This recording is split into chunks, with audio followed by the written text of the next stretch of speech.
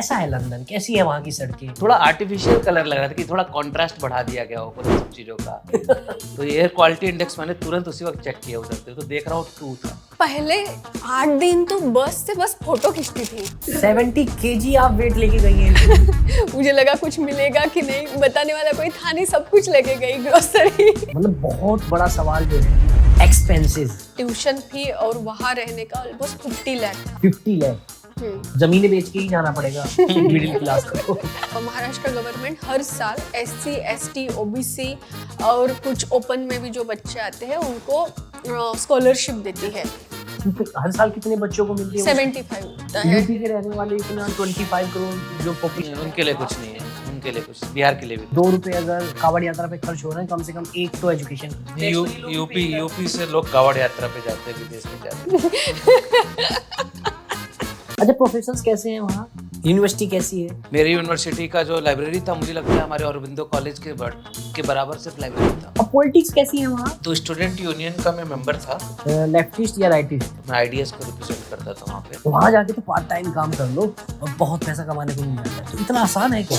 मैंने 500 जगह अप्लाई किया। मुझे तो अप्रैल से लेकर के अभी तक, जब तक मैं आया हूँ, उसे 6 दिन पहले तक करना पड़ा। जो वहाँ के रहने वाले लोग अंग्रेज जिसको हम कहेंगे, तो उनका कैसा बिहेवियर है बाहर के लोगों के साथ? थोड़ा सा वहाँ पे पर्सनल स्पेस को ज़्यादा वो लोग वैल्यू करते हैं। अच्छा, और कोई ऐसी बात जो आपको बतानी हो? बिना दोस्तों के और लोगों के आप लंदन यूके में 15 दिन ही अच्छा लगेगा।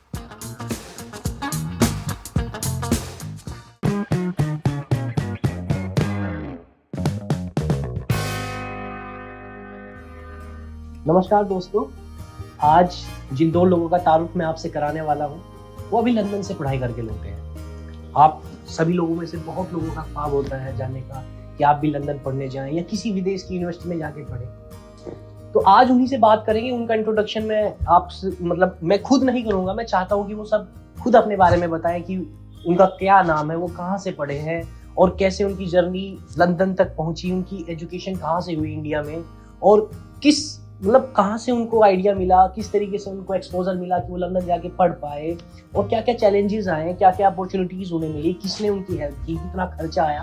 आप लोगों के भी बहुत सारे सवाल होंगे कि आप सोचते होंगे कि बैठे बैठे क्या मैं भी लंदन की किसी यूनिवर्सिटी में पढ़ रहा होता, मैं भी यूनिवर्सिटी ऑफ एडिनबरा में पढ़ रहा होता, मैं भी स्कॉटलैंड की जहाँ पे हैरी पॉटर फिल्म बनी है वो पूरा सेट देख रहा होता। बहुत सारे ख्वाब आप लोगों के होंगे। तो उन सारे सवालों पे हम लोग बातें करेंगे और बहुत सारी किस्से सुनेंगे उनसे लंदन के बारे में, जो हमने अभी तक फिल्मों में देखे हैं। जैसे डंकी की फिल्म आपने देखी होगी, वहाँ उसमें आप एक हिस्सा लंदन का उसमें देखा होगा आपने, लेकिन वो हम यहाँ से बैठ के उतना नहीं देख पाएंगे जितना ये लोग बताएंगे कि वहाँ भारत के लोग जिस तरीके से चाय पीते हैं, तो वहाँ चाय पीने के लिए क्या उनको करना पड़ता है ना।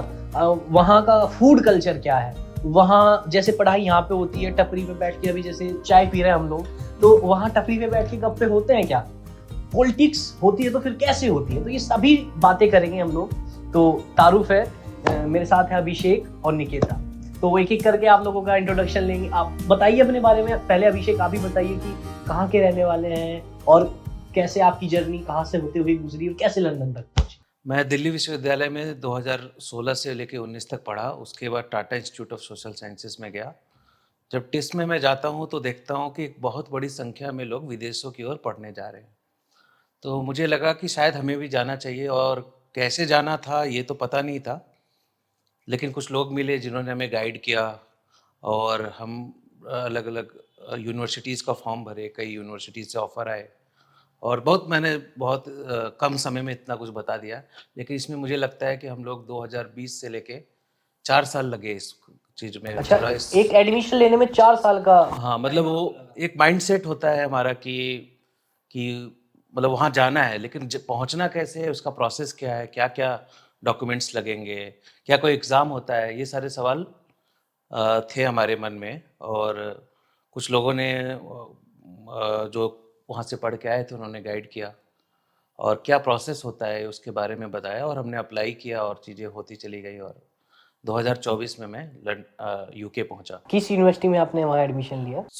मैंने इंस्टीट्यूट ऑफ डेवलपमेंट स्टडीज़ है यूनिवर्सिटी ऑफ ससेक्स में, वहाँ से मास्टर्स इन डेवलपमेंट स्टडीज़ किया है। और उसके अलावा मैंने और भी कई यूनिवर्सिटीज़ को कंसीडर किया था, लेकिन ये डेवलपमेंट स्टडीज़ में विश्व में नंबर 1 है। अच्छा, वर्ल्ड रैंकिंग में नंबर 1 है? 1 है, ऑक्सफोर्ड सेकंड पे है और बाकी कैम्ब्रिज और एलएसई सब बाद में आते हैं। तो इसलिए मैंने इसको, और इसका फीस भी थोड़ा कम है, तो इस वजह से भी मैंने अच्छा, इस कोर्स को चूज़ किया। चलिए बहुत बढ़िया। अंकिता जी, आप तो आप सबसे- कहाँ से आती हैं, ये सब भी हाँ। आप बताइएगा।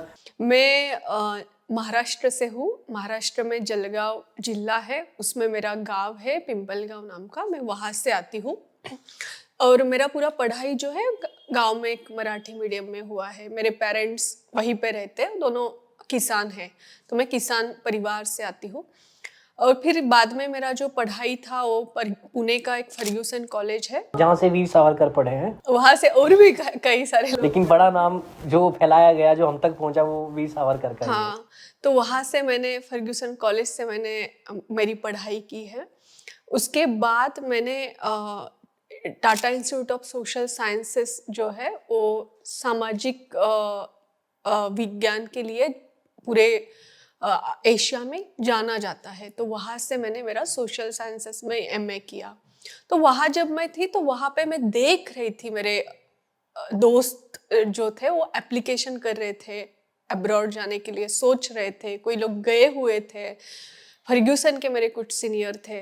तो वहाँ रहते रहते एक एम्बिशन बना कि यार हम भी जाके देखें कि कैसे होता है फॉरेन में एजुकेशन, क्योंकि एक गांव से आके वहाँ तक जाने की जो जर्नी थी वो, मतलब मुझे लगा मैं जाऊंगी तो मेरे पीछे जो गांव में जो लोग हैं या मेरे कम्युनिटी के जो लोग हैं वो एस्पिरेशन, लड़कियों के खासकर एस्पिरेशन बिल्ड होंगे, और वो भी क्या पता लंदन ना पहुंच पाए तो एटलीस्ट पुणे मुंबई पढ़ने के लिए आ पाएंगी मेरे साथ साथ, मेरी बहन मेरे को देख के कुछ आगे करेगी। तो मैंने सोचा कि क्यों ना हम ये अपॉर्चुनिटी को कंसीडर करें। तो इससे पहले ऐसा कोई मतलब जानकारी या ख्वाब नहीं था कि विदेश में भी पढ़ाई हो सकती है?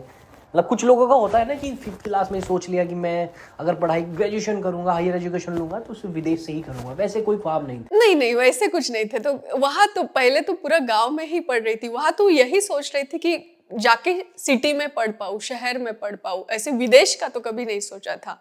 वो एस्पिरेशन टीस जैसा जो संस्थान है वहाँ पे मेरे बिल्ड हुए, और खासकर मैंने पोस्ट ग्रेजुएशन के दौरान ही सोचा कि मुझे बाहर जाके पढ़ना चाहिए, ग्लोबल एक्सपोजर लेना चाहिए। कहाँ एडमिशन, किस यूनिवर्सिटी में आपने एडमिशन लिया था? मैंने लंदन स्कूल ऑफ इकोनॉमिक्स में मेरा मास्टर्स किया, MSc in gender development and globalisation है मेरा कोर्स था।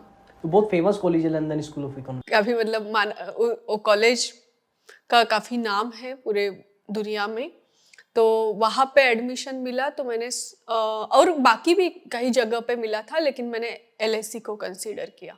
तो मतलब ये सब बातें तो हो गई कि आप लोग कहाँ से पढ़े, कहाँ से आते हैं। आप अभिषेक तो मैं जानता हूँ, इसलिए बता दे रहा हूँ कि गोरखपुर के रहने वाले हैं, और आपने बताया कि आप जलगांव महाराष्ट्र की रहने वाली हैं। तो काफ़ी एकदम डाइवर्सिटीज़ बहुत डिफरेंट है, कल्चर बहुत डिफरेंट है।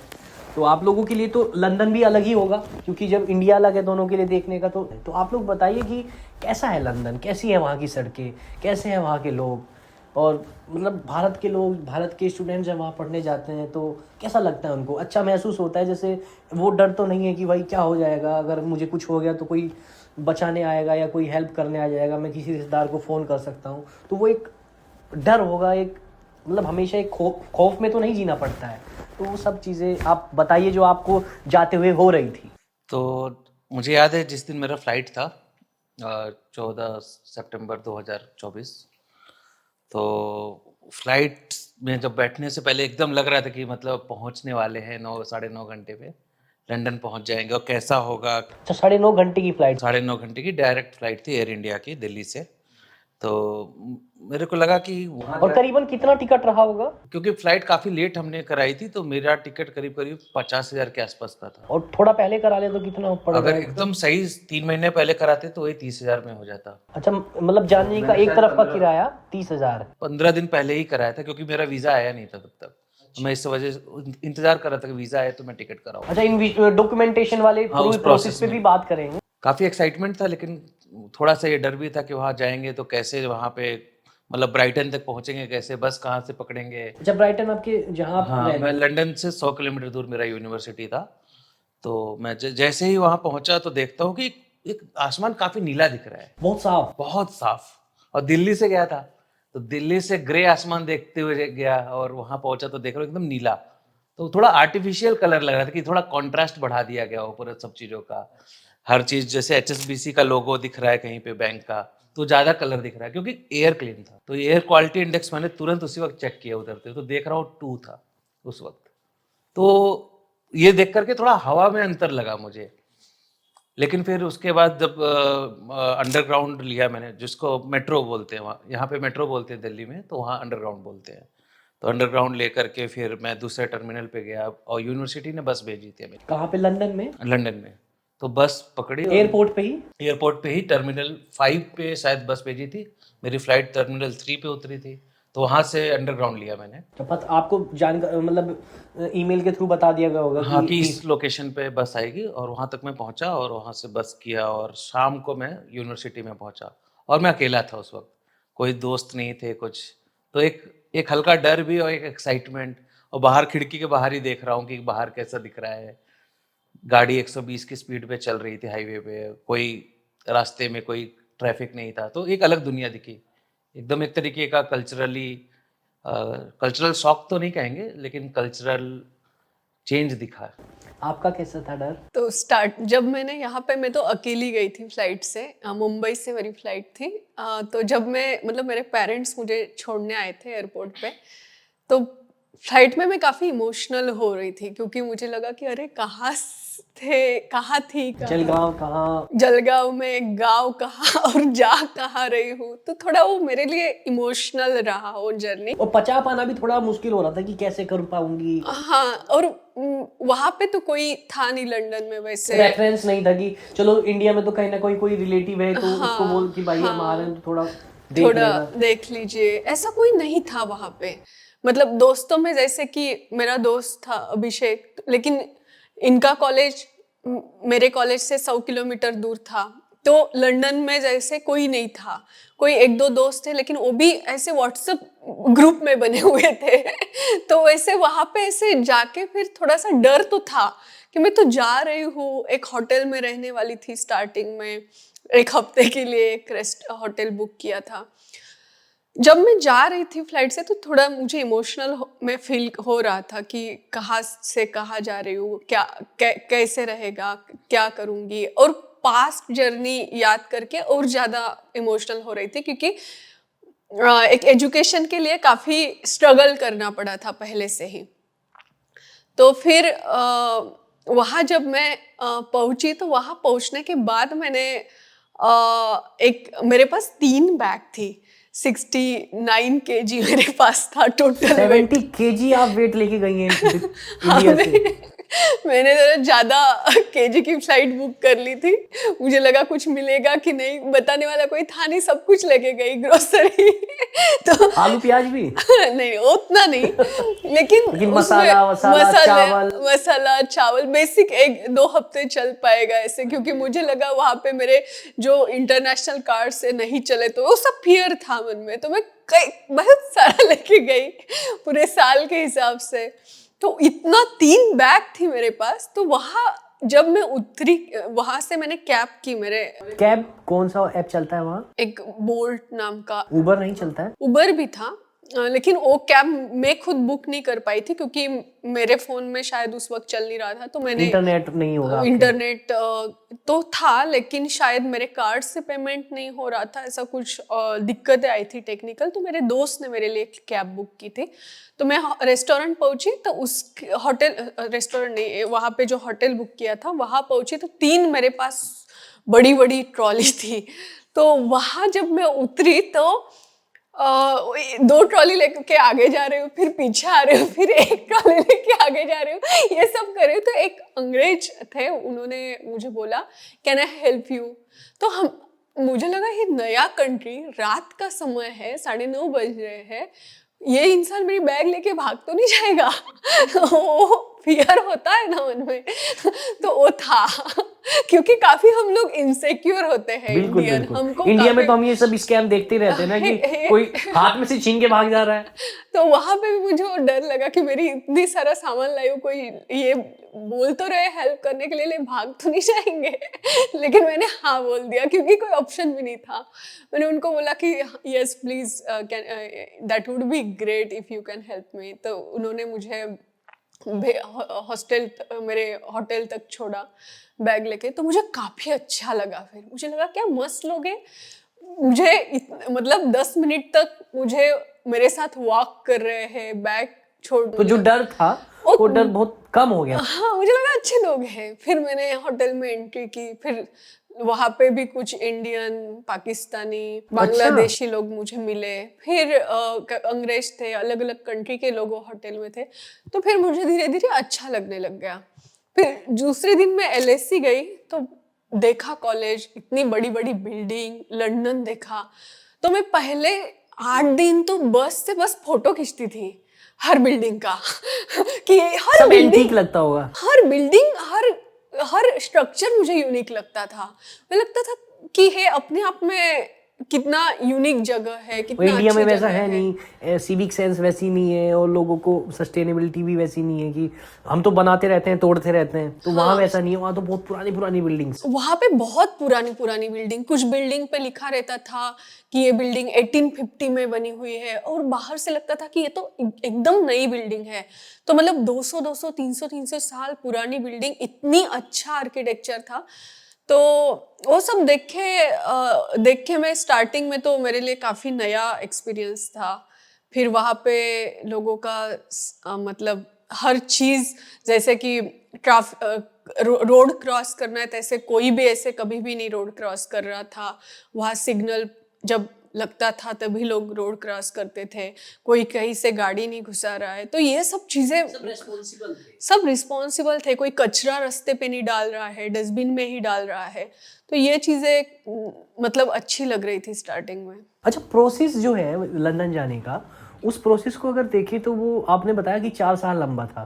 तो उस 4 साल लंबे प्रोसेस में जैसे पूरे डॉक्यूमेंटेशन होगी, अब बहुत सारी चीज़ें होंगी, लेटर ऑफ रिकमेंडेशंस, और वो सारे डॉक्यूमेंट्स क्या क्या लगेंगे, उस सब पे आप एक छोटी छोटी बातें अगर बताएं तो बहुत सुटेबल रहेगा सबके लिए। मेन प्रोसेस तो ऐसे 1 साल का ही है, लेकिन मुझे लगता है मेरे को हिम्मत जुटाने में 2 साल लग गए 4 में। अच्छा। कि अप्लाई करना है, मतलब सोच रहे थे कि करना है, लेकिन कुछ एक तरीके का एक्शंस नहीं ले पा रहा था मैं। और फिर फाइनेंसेस भी पूरे देखने पड़ते हाँ, होंगे ना, सब बाकी- चीजें देखनी पड़ती होंगी। और आइडिया भी नहीं था कि क्या क्या करना होगा, कौन से डॉक्यूमेंट्स लगेंगे।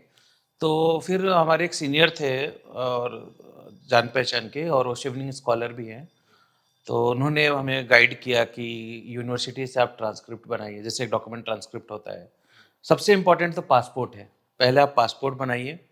सेकंड, आप यूनिवर्सिटी से ट्रांसक्रिप्ट्स निकालिए, जिस यूनिवर्सिटी से आप पढ़े हैं, जिस वजह से आप पढ़े हैं। अगर आप DU से पढ़े हैं, AMU से पढ़े हैं, जामिया से, वहाँ से आप अपना ट्रांसक्रिप्ट बैचलर्स का निकालिए। उसके बाद तो अगर जो आप डिग्री वहां से मिलती है वो एप्लीकेबल नहीं है? डिग्री भी लगेगी, डिग्री तो आपके पास है ही, लेकिन ट्रांसक्रिप्ट एक एडिशनल डॉक्यूमेंट है जो लगना ही जो मतलब आपको- मैंडेटरी है। हाँ। वो आपको कहाँ से मिलेगा? तो हर यूनिवर्सिटी का अलग प्रोसेस है। दिल्ली यूनिवर्सिटी में एक वेबसाइट है ट्रांसक्रिप्ट के लिए, आप उसको ऑनलाइन रजिस्टर करें, फीस पे करें। और आप अगर नॉर्थ कैंपस से पढ़े हैं तो नॉर्थ कैंपस में आपका एक ऑफिस है, वहाँ पे आ जाएगा, नहीं तो साउथ कैंपस के ऑफिस में आ जाएगा। तो 15 से 20 दिन उसमें लग जाते हैं उस प्रोसेस में। एक वेबसाइट है, उसका लिंक आप शेयर कर सकते हैं, मैं बताऊँगा। और उसके अलावा जामिया का अलग है सिस्टम, सभी यूनिवर्सिटीज़ का अलग है। हम लोग टिस से पढ़े थे मास्टर्स, तो वहाँ पे 10 दिन में हमें मिल गया था। ये एक डॉक्यूमेंट हो गया। इसके बाद एक पासपोर्ट, एक ट्रांसक्रिप्ट, और एक थर्ड पासपोर्ट, ट्रांसक्रिप्ट, आपके डिग्री सर्टिफिकेट्स। उसके अलावा एक डॉक्यूमेंट ये है कि मीडियम ऑफ इंस्ट्रक्शन आप निकलवा लीजिए, यानी आपने किस मीडियम से पढ़ाई की पढ़ाई है। की है। अगर कुछ यूनिवर्सिटीज़ ऐसी है जो कि आपको वेवर दे देती हैं, आपको इंग्लिश प्रोफिशिएंसी टेस्ट नहीं देना पड़ता जो है, टफेल हो या TOEFL, IELTS, वो नहीं देना पड़ेगा। तो लेकिन वो हर यूनिवर्सिटी में अप्लीकेबल नहीं होता है, कुछ यूनिवर्सिटीज़ में ही होता है। लेकिन तभी मैंने निकलवा लिया था उसका मीडियम ऑफ इंस्ट्रक्शन अपने कॉलेज से। और तो मीडियम ऑफ इंस्ट्रक्शन अपनी यूनिवर्सिटी जहाँ से आपने पढ़ाई की है वहाँ से मिल जाता है? हाँ, मिल जाता है। कितना टाइम उसमें लगता है? मुझे तो कॉलेज से तो एक ही दिन में मिल गया था, शायद टिस से मुझे 3 दिन लगे थे मिलने में। तो मिल जाता है, आप जाइए ऑफिस में बताइए, वो ₹500 ऐसा कुछ लेते हैं, उस वक्त तो इतना ही था चार्ज, और वो दे देते हैं सर्टिफिकेट। इसके अलावा फिर आपको एक इंग्लिश का एग्ज़ाम देना पड़ता है, और वो हर यूनिवर्सिटी का अलग क्राइटेरिया है कि उनको कितना स्कोर चाहिए, तो जिसको आइल्स बोलते हैं या टोफेल बोलते हैं, डुओलिंगो, और भी कुछ एग्ज़ाम्स हैं। तो आप जैसे एलएससी हो गया, आईडीएस हो गया, ये सब 7 के आसपास एवरेज 7 एवरेज तक मांगते हैं। कुछ लोग वो देते हैं, कुछ लोग उसको नहीं भी देते हैं, उसकी जगह मीडियम ऑफ इंस्ट्रक्शन वगैरह से भी कभी कभी काम चल जाता है। अच्छा, जरूरी नहीं होता, जरूरी नहीं है, वो कंपल्सरी। हर यूनिवर्सिटी के अपने अपने क्राइटेरिया है। और इसमें मेन जो मांगते हैं एप्लीकेशन के दौरान वो होता है स्टेटमेंट ऑफ पर्पस, एसओपी जिसको बोला जाता है, और कोई इसको पर्सनल इंटरेस्ट भी बोलते हैं। अच्छा, रिकमेंडेशन लेटर्स। रिकमेंडेशन लेटर्स अपने प्रोफेसर से जहाँ आपने पढ़ाई की है, जो आपको जानते हो कि आपकी क्या स्किल्स हैं, आपका कैसा व्यवहार बिहेवियर रहा है ना। हाँ, वो एकेडमिक रिकमेंडेशन लेटर उनको काफी मतलब वो प्रेफर करते हैं। तो नॉर्मली दे देते हैं प्रोफेसर, या कुछ करना पड़ता है? तो हर यूनिवर्सिटी का उसमें भी अलग अलग होता है। जैसे कि एलएससी में ये था कि प्रोफेसर को लिंक गई थी रिकमेंडेशन लेटर अपलोड करने के लिए। अच्छा, तो मुझे पता नहीं कि प्रोफेसर क्या लिखेंगे, उनको ही वो अपलोड करना है लिंक पे, और फिर मुझे ईमेल आएगा कि your professor has uploaded the recommendation letter.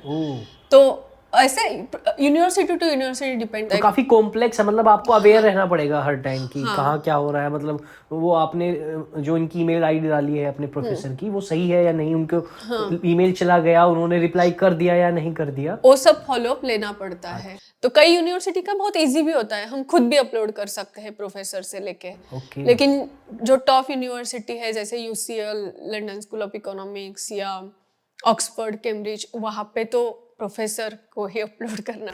अच्छा, एसओपी पे क्या फोकस रखना पड़ता है कि वो बहुत इंपॉर्टेंट डॉक्यूमेंट है, आपका एसओपी अच्छा होना चाहिए या काम चलाऊ भी चल सकता है? तो एसओपी के बारे में अगर मैं कहूँ तो सबसे बेसिक तो ये कि आप वो कोर्स करना क्यों चाहते हैं और वहाँ से क्यों करना चाहते हैं। मतलब आप XYZ यूनिवर्सिटी से XYZ कोर्स करना चाहते हैं, तो ये कोर्स आप क्यों करना चाहते हैं और उस यूनिवर्सिटी से क्यों करना चाहते हैं, ये 2 चीज़ें आनी चाहिए उसमें।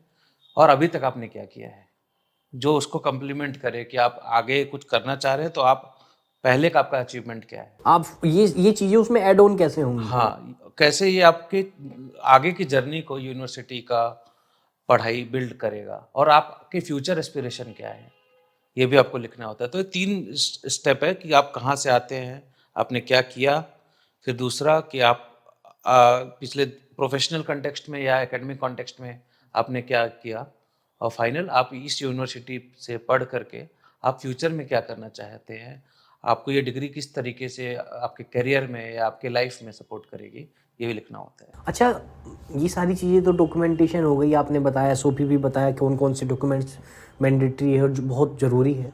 लेकिन मतलब बहुत बड़ा सवाल जो है एक्सपेंसेस, मतलब खर्चा, यानी जो उसमें रिसोर्सेज लगेंगे। एक तो कि डॉक्यूमेंट्स को करने में ही, एक अप्लाई करने में ही, एप्लीकेशन भरने में ही जो रिसोर्सेज लगेंगे वो क्या है, और आपकी वहाँ ट्यूशन फीस, रहने का, अकोमोडेशन का, और आपका वो तमाम खर्चे, उस सबको मिला के कि कितने दिन की वो कोर्स होता है, कितने दिन की पढ़ाई है, और कितने दिन तक हम वहाँ रह सकते हैं, वीज़ा कैसे मिलेगा, तो इस सब पे भी एक बार आप बताएं तो बहुत ठीक रहेगा। तो मेरे केस में ऐसा था कि एक्सपेंसेस जो था ऑलमोस्ट ट्यूशन फी और वहाँ रहने का ऑलमोस्ट 50 लाख था। 50 लाख 1 साल का? 50 लाख बड़ी अमाउंट है। मतलब एक अगर मिडिल क्लास देखे तो ये बहुत बड़ी बहुत बड़ी अमाउंट, जमीनें बेच के ही जाना पड़ेगा मिडिल क्लास को। तो करते भी हैं, मतलब मेरे काफी दोस्त हैं पंजाब हरियाणा के जो कनाडा और लंदन और मतलब यूरोप की कंट्रीज में उनका पढ़ने का ख्वाब है, तो जमीनें बेच के जा भी रहे हैं। कुछ लोग आते भी हैं। तो मेरे केस में ऐसा था कि मेरे पास कोई ऑप्शन नहीं था, मैं तो स्कॉलरशिप देख रही थी। मतलब ऐसा नहीं था कि मेरे पास पैसे है, नहीं भी मिलेगी स्कॉलरशिप तो मैं चली जाऊंगी, ऐसा नहीं था। कुछ नहीं था। नहीं। मिलेगी तो ठीक है, नहीं तो फिर नहीं अपना तो नहीं इंडिया ही ठीक है। मेरा वही था कि मतलब नहीं मिला तो मैं नहीं जा पाती। तो कहाँ से आपको स्कॉलरशिप मिली? तो मैं काफ़ी कोशिश कर रही थी, 2022 से ही मैं कोशिश कर रही थी। तो पहले साल मैंने ट्यूनिंग के लिए अप्लाई किया था, लेकिन मेरा हुआ नहीं था क्योंकि मेरे पास वर्क एक्सपीरियंस उस वक्त नहीं था। कौन सी स्कॉलरशिप की बात कर रहे हैं आप? ट्यूनिंग। ट्यूनिंग? हाँ। कहाँ की स्कॉलरशिप है, कौन देता है इसको? तो शिवनिंग स्कॉलरशिप ब्रिटिश गवर्नमेंट की स्कॉलरशिप है, कॉमनवेल्थ उसको फंड करता है, और ये स्कॉलरशिप पूरी ट्यूशन फीस, आपका मंथली एक्सपेंसेस, आने जाने का एयर फेयर, अच्छा। वीज़ा सब कवर करती है। तो मतलब टोटल सब चीज ही कवर हो गई उसमें, तो आपका कोई खर्चा बचेगा नहीं। आपका कोई ऐसा मेजर खर्चा नहीं होता है, और करीब करीब मेरे हिसाब से 1300 पाउंड अगर आप लंदन में नहीं है तो हर मंथ आपको लिविंग एक्सपेंसेस मिलता है। शायद इस साल बढ़ गया हो, पिछले साल तक 1300 पाउंड था। यानी और 1300 पाउंड का मतलब हुआ लाख, 1,70,000 1 लाख और 1.5 लाख से अब 1,70,000 के करीब पड़ेगा अभी के रेट पे। ये आपको मतलब मंथली एक्सपेंस मिलेगा अपने खर्चे के लिए, हाँ, पर्सनल अगर खर्चे के लिए। शिवनिंग मिलता है तो। लंदन में ज्यादा मिलता है। लंदन में 1700 पाउंड मिलता था 2024 तक, क्योंकि वो टायर 1 हाँ, सिटी क्योंकि होगी। एक्सपेंसेस ज्यादा है वहाँ पे। दूसरी सिटी जैसे आप ब्राइटन में आप बता वहाँ रहे 1300। तो वहां आपने अप्लाई किया, लेकिन आपका एक्सपीरियंसेस कम थे तो आप उसमें एप्लीकेबल नहीं थी, तो फिर आपने मैंने एप्लीकेशन तभी करके देखा, उतना वर्क एक्सपीरियंस था नहीं, लेकिन सोचा कि एक बार करके देखते हैं, लेकिन उसमें मेरा हुआ नहीं था। तो मैंने और सेकंड ऑप्शन ढूंढने की कोशिश की कि क्या हो सकता है। तो फिर महाराष्ट्र गवर्नमेंट हर साल SC ST OBC और कुछ ओपन में भी जो बच्चे आते हैं उनको स्कॉलरशिप देती है। जनरल के लिए भी मतलब जनरल में ऐसा है कि हाफ एक्सपेंसेस मिलता है 30 लाख तक, लेकिन उसके बारे में मुझे ज़्यादा पता नहीं है, क्योंकि मेरी स्कॉलरशिप जो थी वो OBC की स्कॉलरशिप थी। ओबीसी में भी फिर वीमेन वाली ऐसे नहीं था, OBC की थी। तो वो स्कॉलरशिप में ऐसा होता है कि 40% रिजर्वेशन लड़कियों के लिए होता है। अच्छा। हाँ, तो मैंने वहाँ उसमें सभी स्ट्रीम के बच्चों को स्कॉलरशिप देते हैं, आर्ट्स, साइंस, इंजीनियरिंग, मेडिकल सब। तो उसमें कुछ 5-6 सीट थी आर्ट्स के लिए, तो उसमें मुझे एक मतलब मुझे मिला था। अच्छा। क्योंकि उसमें पूरे महाराष्ट्र से 5-6 बच्चे आर्ट्स से हाँ। थे, उनमें से एक आप थी। हाँ, वाह, ये तो बड़ी बात है। और उसमें ये था, उनका मेन क्राइटेरिया ये था कि QS रैंकिंग में आपका कॉलेज टॉप में होना चाहिए। अच्छा, महाराष्ट्र गवर्नमेंट तब फंड करेगी जब जिस कॉलेज में आपका एडमिशन हो रहा है वो कॉलेज टॉप रैंकिंग में हो। हाँ, नहीं तो top आप वो में। नहीं देगी। नहीं तो, और ऊपर से वो परसेंटाइल भी निकालते हैं, जैसे कि 10th में आपके कितने परसेंटेज है, 12th में कितने हैं, ग्रेजुएशन में कितने हैं, और फिर QS रैंकिंग उसका पूरा मतलब परसेंटाइल। वो तो तब देगी ना जब आपका एडमिशन कहीं इंश्योर हो चुका हो। हाँ हाँ है ना? हाँ, पहले उससे पहले तो उसके मतलब पहले नहीं। नहीं, पहले आपको उनको देना पड़ता है कि हाँ आपके पास अनकंडीशनल ऑफर लेटर है किसी यूनिवर्सिटी के एडमिशन का। हाँ। ओके। तो अनकंडीशनल मतलब आपका एडमिशन सिक्योर हो गया है, अब कोई भी कंडीशन नहीं है, ऐसा उनको देना पड़ता है। तो मैंने सभी डॉक्यूमेंट, उनके बहुत सारे डॉक्यूमेंट्स थे, इनकम कितना है, फैमिली इनकम, पेरेंट्स क्या करते हैं, बहुत सारे डॉक्यूमेंट्स उसमें लगते हैं, वो दिया था, और मेरे स्कॉलरशिप का लेटर। और हर साल उनके फॉर्म आते हैं SC ST हर साल कितने बच्चों को मिलती है वो? 75 ओनली हाँ। पूरे महाराष्ट्र से? हाँ। और कोई स्टेट है जो ऐसी स्कॉलरशिप देता हो? तो जैसे कि महाराष्ट्र में महाराष्ट्र है, इसके अलावा तेलंगाना है, केरला देता है, तो हम झारखंड देता तो हम है, जो तमिलनाडु देता है। यूपी के रहने वाले इतना 25 करोड़ जो पॉपुलेशन है वहाँ कुछ नहीं है। उनके लिए कुछ, बिहार के लिए भी कुछ नहीं। मेरा तो बहुत दुख है उन छात्रों को जो विदेश पढ़ना चाहते हैं यूपी से, और मैं चाहूंगा कि यूपी सरकार इस पे ध्यान दे और यहाँ के बच्चे भी विदेश पढ़ने जाए, जैसे महाराष्ट्र से निकिता पढ़ने गई हैं, उन लोगों को भी मौका मिले। मतलब मेरा तो बहुत बड़ा कंसर्न है ना कि इतनी बड़ी पॉपुलेशन विदेश जाने से एकदम अछूती रह गई है। कम से कम 70 बच्चे आप बता रहे हैं हर साल जा रहे हैं, तो यहाँ से भी कम से कम 100 तो जा ही सकते हैं। टैक्स तो ये लोग भी पे ही कर। यूपी से लोग कावड़ यात्रा पे जाते हैं, विदेश नहीं जाते। तो बड़ा सैटायर हो गया। अब देखिए कहाँ लगता है ये। तो हम बात कर रहे थे कि यूपी और पूरी यूपी बिहार और पूरा नॉर्थ इंडिया में ऐसी कोई स्कॉलरशिप नहीं है, तो यहाँ के बच्चों ऐसा क्या गुनाह किया है कि ऐसा नहीं, उनको कोई अपॉर्चुनिटी ही नहीं मिल रही है? बच्चों ने तो कोई गुनाह नहीं किया है, मुझे लगता है। गुनाह तो निकालेंगे तो कहीं और जाना पड़ेगा हमें उस पर बात करने के लिए, लेकिन मेरे हिसाब से होनी चाहिए स्कॉलरशिप। और आपको जैसा पता होगा कि एक सेंट्रल गवर्नमेंट की भी स्कॉलरशिप है, इसको NOS बोलते हैं, नेशनल ओवरसीज स्कॉलरशिप। उसमें SC ST anti nomadic tribes, D notified nomadic tribes और लैंडलेस लेबरर, इनके लिए स्कॉलरशिप है, बट OBC के लिए नहीं है। OBC जो इतनी बड़ी जनसंख्या पॉपुलेशन है उसके लिए नहीं। कम से कम 50% OBC इस देश की जनसंख्या है, उसके लिए कोई स्कॉलरशिप है ही नहीं नेशनल लेवल पे। और इसकी वजह से बहुत लोग नहीं जा पाते हैं, जिनके पास ऑफर लेटर पड़े होते हैं ऑक्सफोर्ड के, हार्वर्ड के, कैम्ब्रिज के, लेकिन वो जा नहीं पाते। पैसा नहीं होता जाने के लिए ना। पैसा नहीं होता क्योंकि खर्चा बहुत लगता है, और सबसे बड़ी बात है अगर पैसा भी होता है तो हिम्मत नहीं होती है, ये भी है।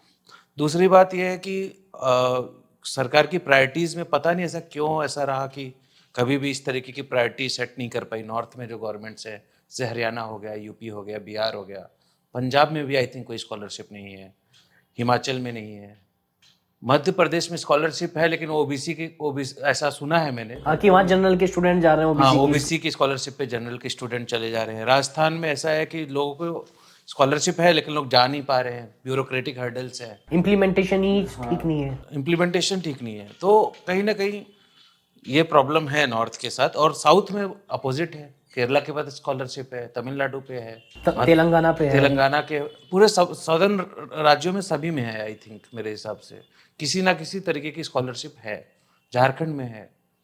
तो ऐसा ये सवाल उठता है कि क्यों नहीं है नॉर्थ में, क्योंकि मुझे ऐसा लगता है कि हमारी प्रायोरिटी में एजुकेशन है ही नहीं। जैसे मैंने आपको बोला कि कावड़ यात्रा ज़्यादा बड़ी प्रायोरिटी है, कावड़ियों पे फूल बरसाना बड़ी प्रायोरिटी है, बरसाना भी चाहिए, मैं उसके खिलाफ नहीं हूँ, लेकिन एजुकेशन पे भी प्रायोरिटी में बराबर का प्रायोरिटी होना चाहिए। 2 रुपए अगर कावड़ यात्रा पे खर्च हो रहे हैं, कम से कम एक तो एजुकेशन। मेरे हिसाब से 5 रुपये एजुकेशन पे, 2 रुपये कावड़ पे करे जब करना है, कोई दिक्कत नहीं है कावड़ यात्रा से। मेरे घर से भी लोग जाते हैं, लेकिन मैं चाहता हूँ कि बाहर भी जाए लोग। अच्छा, माहौल को थोड़ा ठंडा करते हैं राजनीतिक ना बनाते हुए अब इस पे बात करते हैं कि जिंदगी कैसी है वहाँ बच्चों की। भारत के जो स्टूडेंट पढ़ने जाते हैं किस तरह के हर्डल्स फेस करते हैं, मतलब रहते कहाँ हैं, हॉस्टल मिल जाता है आसानी से या मतलब कहीं पे रेंट करना पड़ता है या एकोमोडेशन पहले से ही तय करना पड़ता है या वहीं जाके करना पड़ता है, तो इस सब पे भी थोड़ा बताइए।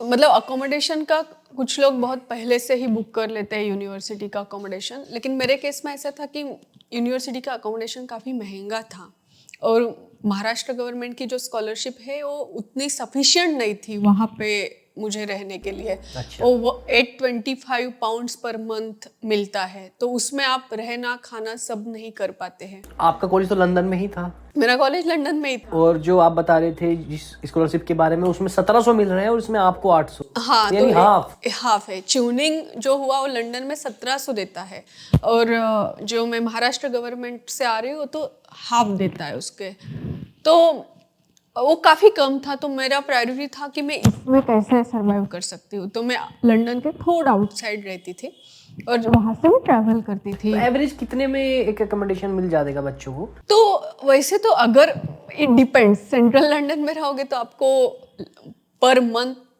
1300-1400 पाउंड्स देना पड़ेगा रहने के लिए।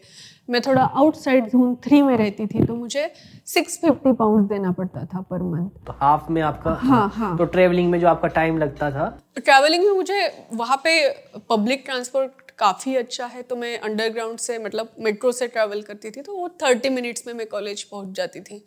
तो मेरे लिए मतलब काफ़ी अच्छा पड़ा, मुझे एक्सपेंसिव नहीं पड़ा उतना, और साथ में मैं थोड़ा पार्ट टाइम भी बीच बीच में करती थी। अच्छा, प्रोफेसर्स कैसे हैं वहाँ? यूनिवर्सिटी कैसी है? ऐसे इंडिया जैसा ही है कि कुछ डिफरेंट? क्या आप कंपैरिजन करेंगे तो क्या आपको लगता है? यूनिवर्सिटी का इंफ्रास्ट्रक्चर तो बहुत ही बेहतरीन है, उसमें कोई दो राय नहीं है, मतलब जमीन आसमान का अंतर है। यहाँ की सबसे बेस्ट यूनिवर्सिटी से भी बेस्ट है, मतलब मेरे IIT से भी बेस्ट। मेरी यूनिवर्सिटी का जो लाइब्रेरी था, मुझे लगता है हमारे औरबिंदो कॉलेज के बराबर सिर्फ लाइब्रेरी था, शायद उसका भी दुगना हो, मेरे को ऐसा लगता है। और एक फ्लोर और लाइब्रेरी 1960s में बना था।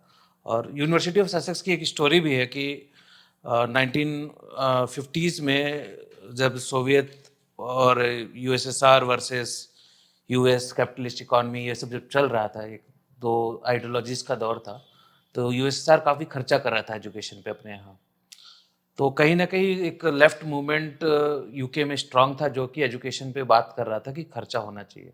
तो उस वक्त कई सारी रेड ब्रिक यूनिवर्सिटीज़ बनी, जिसमें एक रेड ब्रिक यूनिवर्सिटी, मेरी यूनिवर्सिटी, यूनिवर्सिटी ऑफ ससेक्स भी थी, जिसके लिए ईंटें लाल होती है, तो वो कॉस्ट सेविंग के लिए बनाया था। अच्छा, वो जो वहाँ से ये कॉन्सेप्ट है। हाँ, और JNU का भी आज ईटा लाल है, अशोका का भी लाल है ईटा, क्यों है? वो रेड ब्रिक यूनिवर्सिटी। हाँ, लेकिन अशोका का फीस ज़्यादा है और काफ़ी JNU का अंतर है। काफ़ी गहरी बात है ये कि रेड ब्रिक यूनिवर्सिटी और वाइट ब्रिक यूनिवर्सिटी किस तरीके से अलग अलग होती है, उसके पीछे की आइडियोलॉजी और फिलोसफी क्या है? क्योंकि सस्ता पड़ता था यूनिवर्सिटी को कंस्ट्रक्ट करना, बिल्कुल क्योंकि ऊपर से कोई आपको पेंट का खर्चा नहीं है, सस्टेनेबल भी है, प्लास्टर नहीं है और सस्टेनेबल भी है। तो red brick universities I think उस वक्त 7-8 कुछ खुली थी, उनमें से एक वो थी, और जहाँ पे एक सोशलिस्ट विचारधारा के हिसाब से उसको बनाया था, तो बहुत कम फीस थी उस वक्त, सस्ते सस्ता फीस तो थी ही नहीं शायद, आई थिंक फ्री ही था शुरू में, बाद में धीरे धीरे वो बढ़ते चली गई, वो बात अलग हुआ। लेकिन वो फिर बाद में ग्लास यूनिवर्सिटीज आई जिसमें ग्लास की बिल्डिंग है अभी, चमक दमक है बहुत ज्यादा। तो उसका क्लाइमेट चेंज से रिलेशन है कि आप हीट प्रिजर्व करना चाहते हैं, ठंडी बहुत होती है वहाँ पे, तो डबल ग्लास होता है, 2 ग्लास का लेयर होता है, बीच में वैक्यूम होता है, तो बाहर से ठंडी हवा अंदर ना आ पाए, तो एकदम टेम्परेचर कंट्रोल होता है, सिर्फ धूप आती है। हीटिंग सिस्टम पे खर्चा कम आता है, इसलिए ग्लास यूनिवर्सिटीज आया। तो ये रेड ब्रिक यूनिवर्सिटीज और बाद में आई ग्लास यूनिवर्सिटीज। ग्लास यूनिवर्सिटीज में कई हैं, जैसे एलएससी की भी कुछ बिल्डिंग्स ग्लास की हैं, देखा होगा, हमारे यहाँ भी जो नई बिल्डिंग्स बन रही थी वो ग्लास की हैं। तो ये चीज़ें हैं। बाकी इंफ्रास्ट्रक्चर हो गया। दूसरा टीचिंग के पॉइंट ऑफ व्यू से सब कुछ काफ़ी स्ट्रक्चर्ड था और सिस्टमेटिक था, कि क्लास टाइम पे स्टार्ट हो रही है, क्लास आप जा रहे हैं, क्लास में 1-2 घंटे की क्लास है, उसमें लेक्चर हो रहा है, उसके बाद 1.5 घंटा आप जो भी क्लास में पढ़ रहे हैं उस पर डिस्कशन कर रहे हैं स्टूडेंट्स। ये बहुत अच्छा कॉन्सेप्ट था वहाँ का। आपस में कि प्रोफेसर से? प्रोफेसर मीडिएट कर रहा है और बाकी लोग इंटरेक्टिंग सेशन है, एक्टिविटीज़ हैं। मतलब ऐसा नहीं कि सिर्फ थियोरेटिकल क्लास पढ़ा दिया उसके बाद फिर आप जा कर के घर पे पढ़ें, उसको आप डिस्कस भी करें आपने जो पढ़ा, और आप अगर डिसएग्री करते हैं कि आज जो हमने पढ़ा हमको नहीं समझ आया, हमको नहीं पसंद आया, हम एग्री नहीं करते इस रीडिंग से, तो आप वो भी कर सकते हैं। यहाँ तो हमें प्रोफेसर को ढूंढ के लाना पड़ता था कि सर क्लास ले लीजिए। तो वहाँ जो है सब सिस्टमेटिक है कि सब एकदम टाइम पे है। प्रोफेसर को याद आता, हाँ अच्छा क्लास भी था आज। सेमिनार की, मतलब जैसे अभिषेक बता रहे हैं, सेमिनार की जो कंसेप्ट है वो मुझे भी काफ़ी अच्छी लगी। उसमें क्या होता था, क्लास में जो बच्चे होते थे वो दुनिया के कई कंट्रीज से आए हुए हैं, तो उसमें कोई अपना डाइवर्सिटी है। हाँ, तो वहाँ पे ऐसा होता है कि कोई चाइना की लड़की है, स्टूडेंट है, वो वहाँ का सिचुएशन बताएगी, उस पर थेरीज जो है उसके कंट्रीज में जो हो रहा है वहाँ से रिलेट करेगी। कोई अमेरिका की लड़की है तो वहाँ पे जो पॉलिसी आई है उसके बारे में डिस्कस करेगी। तो उसकी वजह से डायलॉग होता था, पता चलता था कि वहाँ पे क्या चल रहा है, हम कहाँ है। अब पॉलिटिक्स कैसी है वहाँ? पॉलिटिक्स जैसे यहाँ तो पॉलिटिक्स एकदम मारने काटने वाली है, आपस में एबीवीपी, एनएसयूआई, आईसा, एसएफआई आपस में ही झड़ रहे हैं, कोई इशू बेस्ड पॉलिटिक्स नहीं है। वहाँ क्या है? मैंने अभी तक वायलेंस तो नहीं देखा कि वहाँ की पॉलिटिक्स में, स्टूडेंट पॉलिटिक्स में वायलेंस हो, लेकिन कहीं ना कहीं एक डिमेरिट भी था वहाँ के स्टूडेंट पॉलिटिक्स में कि मोबिलाइजेशन भी नहीं था, कंसोलिडेट नहीं हो रहे थे। हाँ, लोग इकट्ठा नहीं आ रहे कि प्रोटेस्ट आपको करना है जिसमें आपको 2000 लोग चाहिए, तो नहीं हो पाता है वहाँ पे। लेकिन मुझे लगता है कि कई बार प्रोटेस्ट की ज़रूरत भी नहीं है, या लोगों का देखने का तरीका अलग है, तो एक पेज पे ला पाना बहुत मुश्किल था। इतना डाइवर्सिटी था कि आप किसी एक इशू को लेकर के आप कुछ प्रोटेस्ट कर रहे हैं या करना चाह रहे हैं, तो उसमें आप 500 लोग आ जाएं, ऐसा नहीं हो सकता है। जैसे भारत में तो है कि चलो यारी दोस्ती में चल लिए, तो यारी दोस्ती वाला नहीं है वहाँ। तो पॉलिटिक्स अलग थी, लेकिन ये है कि पॉलिटिकल से तो था, और कैंपस में एक थोड़ा वातावरण ऐसा था कि एकदम सौहार्द का माहौल, कोई झगड़ा नहीं, किसी से कोई लड़ाई नहीं, लोग डिसेंसी से बिहेव कर रहे हैं, रिस्पेक्ट दे रहे हैं।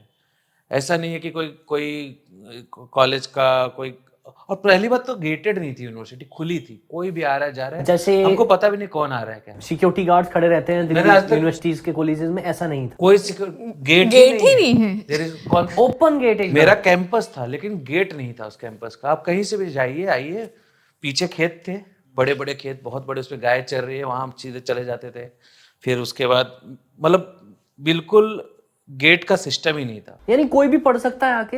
हाँ, लेकिन क्लास के अंदर तो नहीं जा सकेंगे, लेकिन यूनिवर्सिटी के बाकी स्पेसेस, वहां जाके लोग बच्चों से डिस्कशन कर सकते हैं कि क्या है, मैं कैसे एडमिशन लूं। यहाँ तो हम अंदर ही नहीं घुस सकते ना। यहाँ तो आप गेट के अंदर ही नहीं घुस सकते बिना आईडी के। वहाँ क्या है कि आईडी का कॉन्सेप्ट ही नहीं है। आईडी क्लास में जाने के लिए आपको लगेगा, लेकिन बाहर जैसे कि कोई कॉमन स्पेस है, टेबल चेयर बेंच रखी हुई है, वहाँ आप बैठ सकते हैं। लाइब्रेरी सबके लिए थी यूनिवर्सिटी की लाइब्रेरी।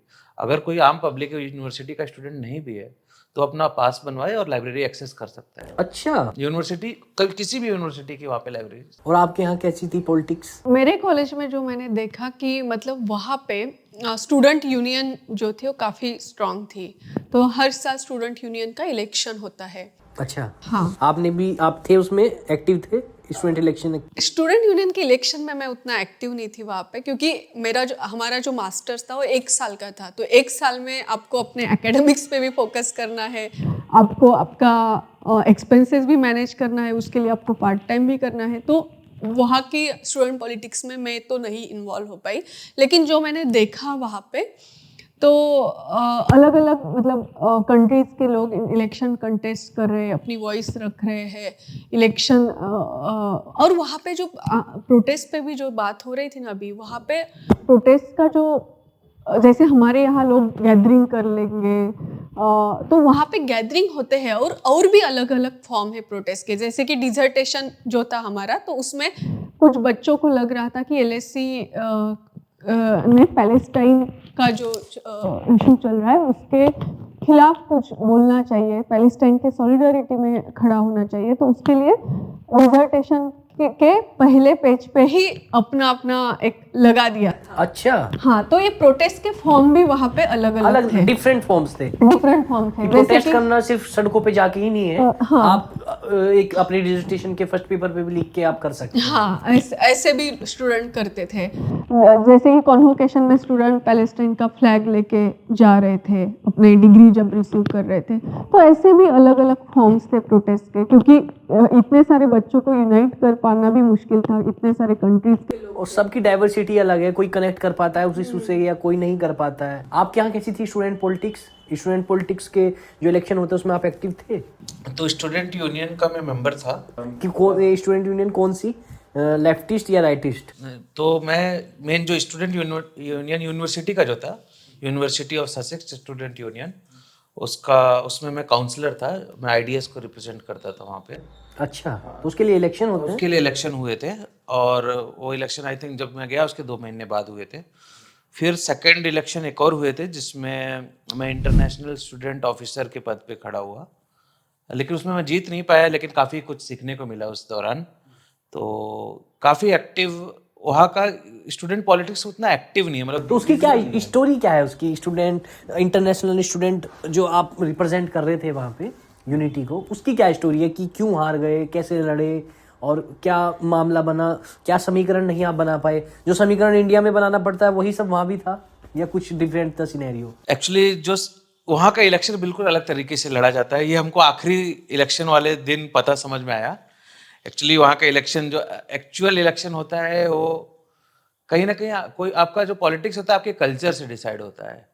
तो जो हम लोग क्लास कैंपेनिंग वाले लोग थे, जब हम डीयू में थे तो क्लास कैंपेन करते थे, लेकिन वहाँ पे क्लास कैंपेनिंग नहीं होता था। वहाँ पे मोस्टली बार में इलेक्शन लगे जाते थे। अच्छा, हाँ, बार में मेन इलेक्शन। हम लोगों को आइडिया ही नहीं था कि बार में भी जा करके लोगों से बात किया जा सकता। मतलब 3 साल का कोर्स है तो 2 साल तो आदमी को पता चल जाए कि कैसे हो रही है चीजें। आप तो पहली बार ही गए और पहली जाके चुनाव लड़ लिया, तो आपका पहले वाला जो हिस्ट्री जो है वो मालूम। हमको लास्ट दिन जब हमने पिछले साल किसी का कैंडिडेट का देखा प्रोफाइल, उसके 1 साल पहले का देखा, तब रियलाइज हुआ कि इलेक्शन लड़ा ही अलग तरीके से जा रहा है। हम लोग तो इश्यूज बेस्ड कर रहे थे चीजें। हाँ, लेकिन कुछ स्ट्रेटजीज बहुत अच्छा काम की, जैसे कि एक चाइना हो गया, आपका जापान हो गया। यहाँ के स्टूडेंट्स जो आते हैं वहाँ पे, इनको कोई जाता ही नहीं पूछता। अलग थलग रहते हैं, अलग थलग रहते हैं क्योंकि लैंग्वेज बैरियर। हाँ, तो मैंने अपने इलेक्शन में हमारा मतलब पूरा टीम था, काफ़ी लोगों का सहायता मिला मुझे उसमें, मतलब। और हमने एक जो अपना मैनिफेस्टो है या जितना भी इलेक्शन से रिलेटेड मटेरियल था उसको 6 लैंग्वेजेस में बना दिया। अच्छा, और उससे हम लोग चाइना के लोगों से एकदम इंटरेक्ट कर पाए, क्योंकि वो एक तो लैंग्वेज का बैरियर था, लेकिन उनको जैसे हम मैनिफेस्टो देते थे अपना मंदारिन में, चाइनीज, हाँ मैंdarin में और चाइनीज़ में, तो वो लोग एकदम खुश हो जाते थे, क्योंकि शायद ही कोई पहली बार उनसे डायरेक्टली चाइनीज़ में अप्रोच कर रहा है। तो उसका बहुत फ़र्क पड़ा। तो मुझे तो लगता है कि काफ़ी मेजर, मेरे कम से कम जो मुझे वोट किए होंगे उसमें 40% लोग चाइना से होंगे। अच्छा, इंडिया से उतना भले ना सपोर्ट मिला हो, लेकिन चाइना से बहुत सपोर्ट मिला। शायद उनका लैंग्वेज वाला स्ट्रेटजी काम कर गया।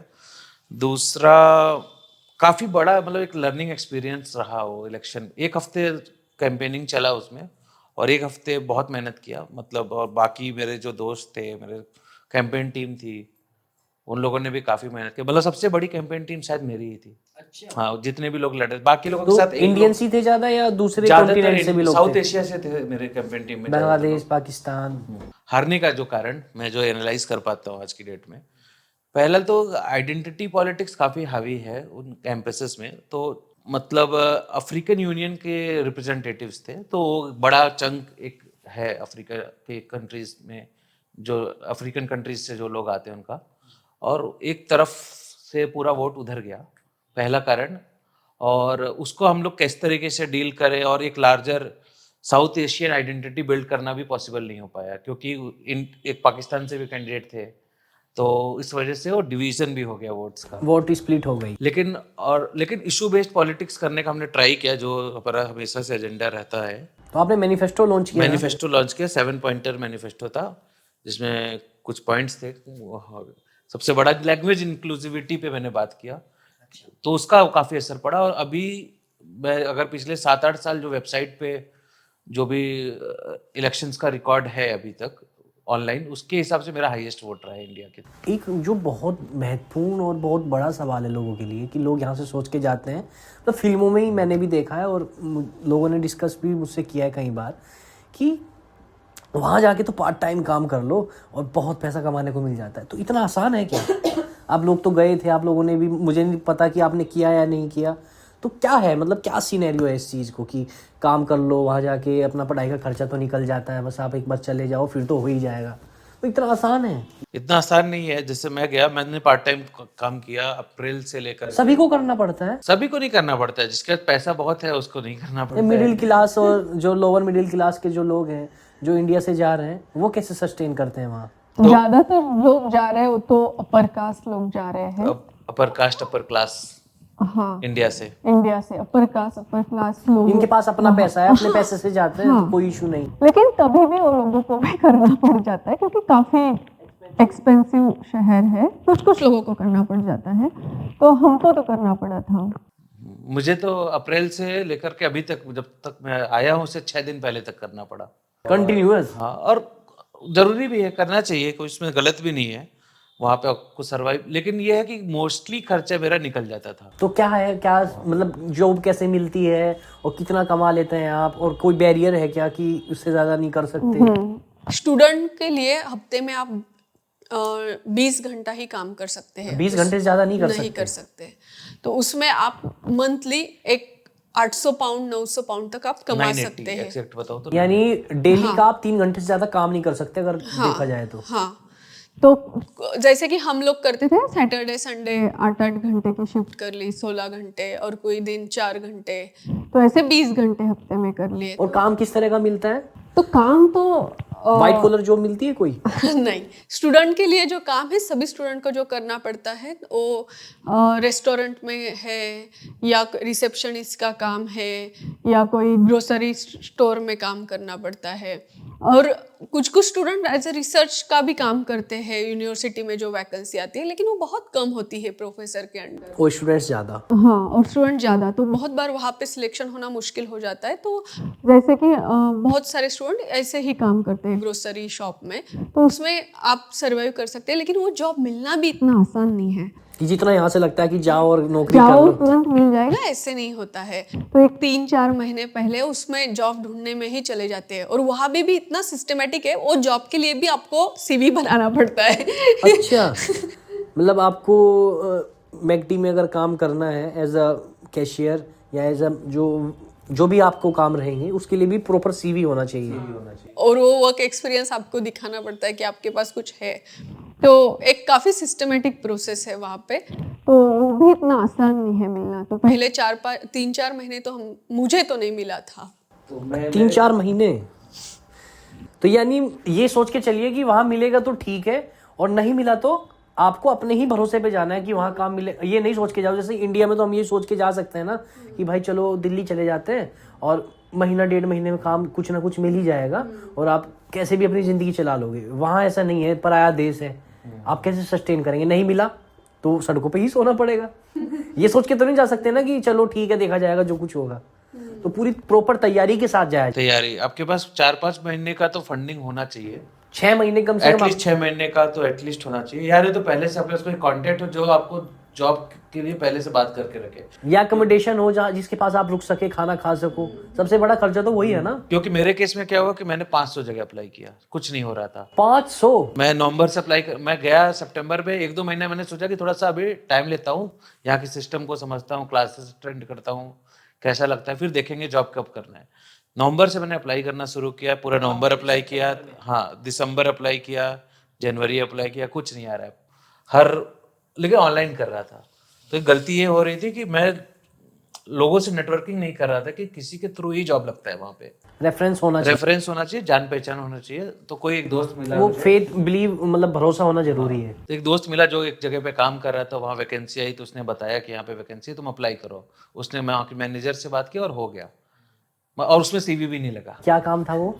काम था एक होटल रिसेप्शनिस्ट की जॉब कर रहा था मैं। नाइट शिफ्ट करता था, करीब 11 बजे रात से लेकर के अगले दिन 11 तक, 12 घंटे की शिफ्ट होती थी, और रात में पूरे 12 घंटे काम करना होता था। जो भी होटल में जो भी लोग आते थे गेस्ट, उनको चेक इन कराना, उनको चाबी देना, सब कुछ मेंटेन ओके करना, है कि रिकॉर्ड्स नहीं, मेंटेन हाँ रिकॉर्ड्स मेंटेन करना, ये सब काम था। काम ठीक था, अच्छा काम था, सपोर्टिव टीम भी थी, वहाँ के जो लोग थे अच्छे थे, और उससे ही काम चला अपना। अब मतलब हेल्प हुई उससे, हाँ, आगे उससे अपना सस्टेन पूरा करने में। खर्चा और ये सब निकला। जो वहाँ के नेटिव लोग हैं, जो वहाँ के रहने वाले लोग हैं, अंग्रेज जिसको हम कहें अगर, तो उनका कैसा बिहेवियर है बाहर के लोगों के साथ? जो स्टूडेंट्स हैं या चाइना से जो जा रहे हैं, पाकिस्तान, नेपाल, भूटान, मतलब पूरे साउथ एशिया से या यूएस से भी बहुत स्टूडेंट आते होंगे पढ़ने, उनके साथ कैसा बिहेवियर है? मतलब एक जनरलाइज तो नहीं कर सकते हैं कि सभी का एक जैसा बिहेवियर है। बहुत लोग बहुत अच्छे भी मिले, ज़्यादातर लोग अच्छे ही हैं वहाँ पे, काफ़ी पोलाइट है, हम्बल हैं, अच्छे से बात करते हैं, और बट बहुत ही एक तरीके से एक स्पेस भी मेंटेन करते हैं। कई बार जब मदद की ज़रूरत है तो शायद मदद भी ना करें। ऐसा एक केस हुआ था, हमारे फ्रेंड के साथ हम लोग कहीं घूमने गए थे और उनको टॉयलेट यूज़ करना था अर्जेंटली, और हम खेत में थे, कहीं बाहर आउटर में गए थे ब्राइटन में, तो वहाँ कुछ घर थे और हम, अब कहाँ जाए इंसान वहाँ पे, ये दिक्कत थी।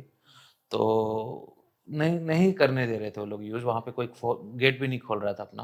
तो यहाँ पे आप बोल देंगे तो लोग हेल्प कर देते हैं, इंडिया में इस चीज़ के लिए तो हेल्प कर देते हैं। तो थोड़ा सा वहाँ पे पर्सनल स्पेस को ज़्यादा वो लोग वैल्यू करते हैं। अच्छा। तो 4 घरों में बात करने के बाद चौथे घर वाले इंसान ने हेल्प किया। तो ऐसा भी नहीं कहेंगे किसी ने हेल्प नहीं किया, लेकिन थोड़ा मुश्किल हुई। यानी सिर्फ अपने ही भरोसे पे कि आपको फुली तैयार होके चलना पड़ेगा कि कोई कुछ नहीं करने वाला है, आप अपने दम पे आए हैं, अपने ही भरोसे पे खड़े हैं। नहीं, ज़्यादातर लोग हेल्पफुल ही मिले। जैसे आपने बताया हाँ, शुरू पहले ही दिन आपको पहले तो ही help दिन मिली। अच्छा एक्सपीरियंस आया। मतलब ज़्यादातर लोग तो बहुत हेल्पफुल मिले, लेकिन कभी कभी इनविजिबल रेसिज्म भी फेस करना पड़ता है साउथ एशियंस को। जैसे कि मतलब मैंने ऑब्जर्व किया है, जब हम काम करते हैं किसी रेस्टोरेंट में, होटल में एज अ स्टूडेंट, वहाँ पे मेन जो मतलब एक रिसेप्शनिस्ट होती है, तो बहुत बार वाइट लोगों को प्रेफर किया जाता है, और जो बैकडोर के जो काम होते हैं उसमें साउथ एशियंस को रखा जाता है। तो ये डिस्पैरिटी जो है वो मुझे दिखी वहाँ पे वर्क कल्चर में।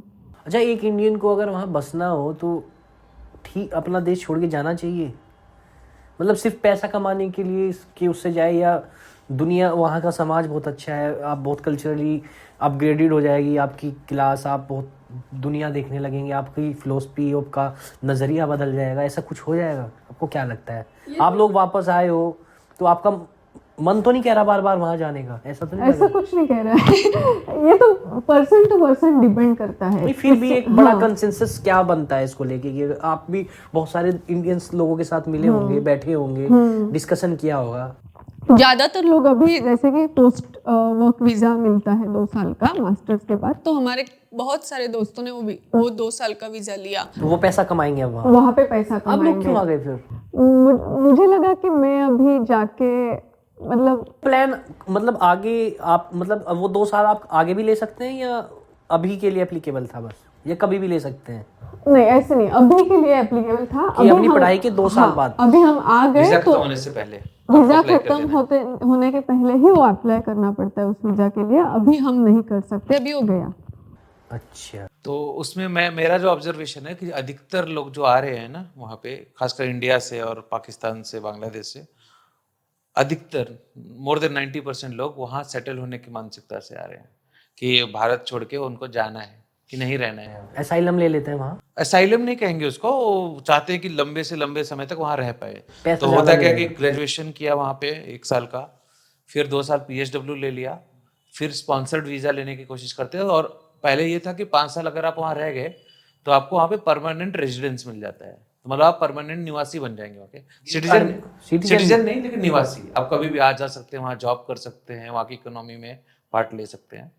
लेकिन अधिकतर लोग, मेरे को ऐसा लगा कि वो वहाँ पे रहने की मानसिकता से आते हैं। बट मेरे केस में, मैं अपना पर्सनल बताऊँ तो मुझे लगा कि मुझे आगे चल के कुछ PhD करने का प्लान है, तो मेरे प्लान से अलाइन नहीं किया, तो मैं वापस आ गया। तो वहीं फिर फंस के रह जाते उसी मुझे लगा कि फंस भी जाऊंगा, और एक बाहर काफ़ी एक्सपोजर मिला, काफ़ी कुछ सीखने को मिला, लेकिन घर मुझे याद आता था वहाँ से, तो मुझे लगा वापस आना चाहिए और फिर जाएंगे अगर बीच में लगा तो। लेकिन परमानेंट सेटल होने का कभी भी ऐसा नहीं लगा कि वहीं रहना है, इंडिया छोड़ के अब नहीं आना है वापस। आना अपना ही देश है ना, आना वापस अपने ही देश तो है। वो जो वहाँ जो सीखे वो इम्प्लीमेंट तो यहीं पे करना है, तो वहाँ रह के क्या करेंगे? वहाँ पे तो ऑलरेडी उस सोसाइटी उनकी डेवलप है, वहाँ के काफी प्रॉब्लम उन्होंने सॉल्व कर ली ठीक करना, हम तो अपने देश को ठीक करेंगे ना, वो तो ऑलरेडी वहाँ पहुँच ही गए हैं। वो तो उनका तो काफी अच्छा है, तो हमारे यहाँ तो बहुत जरूरत है हम जो सीखे वो यहाँ इम्प्लीमेंट करने की। तो हमको लगता है कि आगे चल के वहाँ नौकरी करने से अच्छा यहाँ पे ही हम कुछ काम करें और यहाँ पे ही कंट्रीब्यूट करें और आगे चल के PhD करें। अच्छा, और कोई ऐसी बात जो आपको बतानी हो लंदन के बारे में, कुछ और ऐसी अनकही किस्से जो रह गए हो? बहुत सारी बातें होंगी, वो सब हम कर भी नहीं सकते इस छोटे से पॉडकास्ट में। इन बहुत सारी ऐसी चीज़ें होंगी जो आप कहना चाहते होंगे कि वो लोगों तक पहुँचे। मैं एक बात कहना चाहूँगा, लेकिन मैं चाहूँगा ये आप लोग ऐड भी करें इस पॉडकास्ट में। मेरे काफ़ी अच्छे दोस्त बने वहाँ पे, मतलब बिना दोस्तों के और लोगों के आप लंदन UK में 15 दिन ही अच्छा लगेगा, उसके बाद आप सर्वाइव नहीं कर सकते। इंडियंस या सभी? मोस्टली इंडियन थे, उसमें कुछ बांग्लादेश के भी थे, ज्यादातर इंडियन और कुछ बांग्लादेश। मतलब इंडियंस ही सर्वाइव नहीं कर सकते? इंडियंस ही ऐसी कम्युनिटी है या सब लोग ही ऐसे हैं कि सबको? सभी को लोग चाहिए, लोग तो आपको चाहिए ना जीवन में। तो उस तरीके से बहुत अच्छे दोस्त मिले जिन्होंने बहुत सपोर्ट किया, और 1 साल का जो अनुभव था बहुत मतलब बेहतरीन बना दिया उन लोगों ने। तो मैं चाहूँगा कि मतलब वो लोग ये जब देखें और उनको भी पता चले कि आपके बारे में बात हो रही है, आपके बारे में बात हो आपके रही है, किस्से कहे जा रहे हैं, आपके साथ चाय पीने की बातें हैं और बहुत सारी कहानी। रोज चाय पीते थे, 3-3 4-4 बार चाय, 2.5 लीटर दूध एक दिन में कंज्यूम कर रहे थे। 2.5 लीटर? तो दूध कहाँ से? दूध लेते थे दुकान से। अच्छा, चाय पे चर्चा चलती रहती थी। तो पूरी टपरी आप लोगों ने बना दी? हमारा ब्राइटलैम 47 करके एक वो घर था, हॉस्टल, उसमें पूरा वो चाय की टपरी ही थी, अड्डा था वो, अड्डा था सभी गप्पेबाजी का। सभी मतलब आकर के वहाँ पे शाम को रोज बैठ, ज्यादातर इंडिया साउथ एशिया के ही थे, क्योंकि चाय, लेकिन इंडिया के अलग अलग हिस्सों से थे, महाराष्ट्र के थे, साउथ से लोग थे। पाकिस्तान से था कोई? पाकिस्तान के 1-2 दोस्त थे, वो भी कभी कभी आते थे, लेकिन एक कोर ग्रुप बन गया था 12-13 लोगों का, और बहुत ही अच्छा एक्सपीरियंस रहा। तो आप दोनों के ईमेल भी हम अपने इस पॉडकास्ट में शेयर करेंगे कि जो स्टूडेंट्स जो पहुंच नहीं पा रहे, जिनके पास अभाव है उन जानकारियों का, इन्फॉर्मेशंस का, तो आप उनको सजेस्ट करिएगा, वो ईमेल करेंगे आपको। मैं थोड़ा एक ऐड करना चाहूँगी, तो स्कॉलरशिप अगर जो नॉर्थ के बच्चे हैं उनको अगर लग रहा है कि हमारे गवर्नमेंट की स्कॉलरशिप नहीं, तो काफ़ी अलग अलग स्कॉलरशिप भी है, इंटरनेशनल UK गवर्नमेंट की ट्यूनिंग है, कॉमनवेल्थ शेयर्ड स्कॉलरशिप है। इसके अलावा अपने अपने यूनिवर्सिटी की भी स्कॉलरशिप होती है, एक फिलिक्स स्कॉलरशिप है, एक यूरोपियन यूनियन की इरास्मस मुंडस स्कॉलरशिप है 2 साल के लिए। तो ऐसी स्कॉलरशिप के लिए भी अप्लाई करें। अब उसी स्कॉलरशिप की जो प्रोसेस है वो यूट्यूब पे भी कई सारे वीडियो उसके बारे में आते रहते हैं, उनकी अपनी अपनी वेबसाइट है, तो ये ज़रूर कीजिए। और मुझे ऐसा लगता है कि मैं खासकर लड़कियों को अपील करना चाहूँगी कि लड़कियों ने तो खासकर जाना चाहिए बाहर, क्योंकि ये सिर्फ बाहर जाना मतलब एक आत्मसम्मान की भी बात आ जाती है। जब आप बाहर जाते हो एक ग्लोबल एक्सपोजर आता है, आपकी जो कम्युनिटी है, आपके लोग देखने का तरीका बदल जाता है। ये मैंने खुद भी एक्सपीरियंस किया है, तो मुझे लगता है कि लड़कियों ने तो जाना चाहिए। तो बहुत ही शानदार बातचीत रही आज की। और कुछ बात आप लोगों को अगर ऐड करनी हो हमारे दर्शकों के लिए, उन सभी स्टूडेंट्स के लिए कि एसओपी लिखने में कैसे वो आप लोग हेल्प कर सकते हैं उनकी, तो वो सब बातें आप ईमेल पे करिएगा, उनका रिप्लाई ज़रूर कीजिएगा। हम आपसे यही जरूर शुक्रिया हमारे इस प्रोग्राम में आने के लिए।